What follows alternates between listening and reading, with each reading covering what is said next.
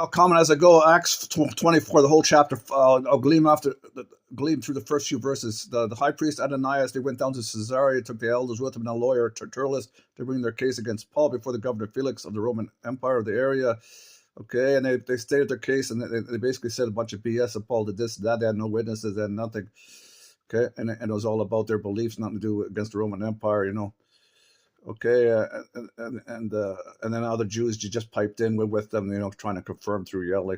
Then the governor called in to speaking with Paul, and Paul replied, "I know that for a number of years you have been a judge, Felix, over this nation. So I gladly, that area of Rome, gladly make my defense. You can easily verify that no more than 12 days ago I went up to Jerusalem to worship. My accusers did not find me arguing with anyone at the temple or stirring up a crowd in the synagogues or anywhere else in the city.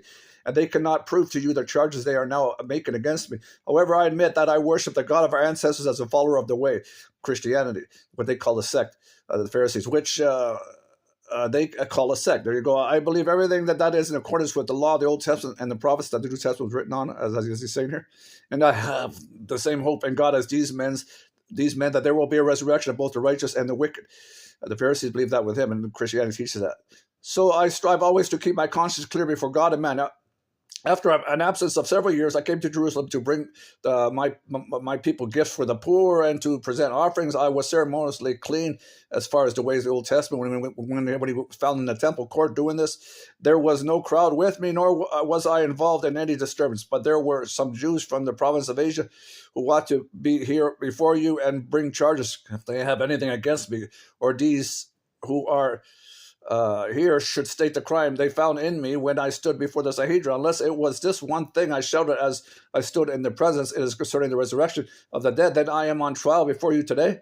In other words, it's just their way of thinking. It's nothing to do with the Roman Empire against them. Then Felix, who was well acquainted with the way Christianity during the proceedings, when Lysias, the commander who brought him there, he said to him, I will decide your case when Lysias comes here. He ordered the centurion to keep Paul under guard, but to give him some freedom and permit his friends to take care of him, Paul. Several days later, Felix came with his wife Drusilla, who was Jewish. He sent for Paul and listened to him as he spoke, because he was acquainted the way. He was probably being converted a bit, about faith in Christ Jesus. As Paul talked about righteousness, self-control, and the judgment. You heard all of Paul, this brilliant man.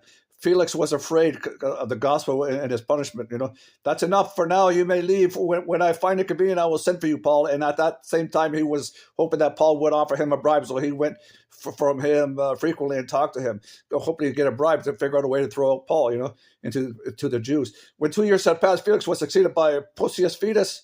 But because Felix wanted to grant the favor to the Jews, he left Paul in prison. I'll continue later. Okay, bye.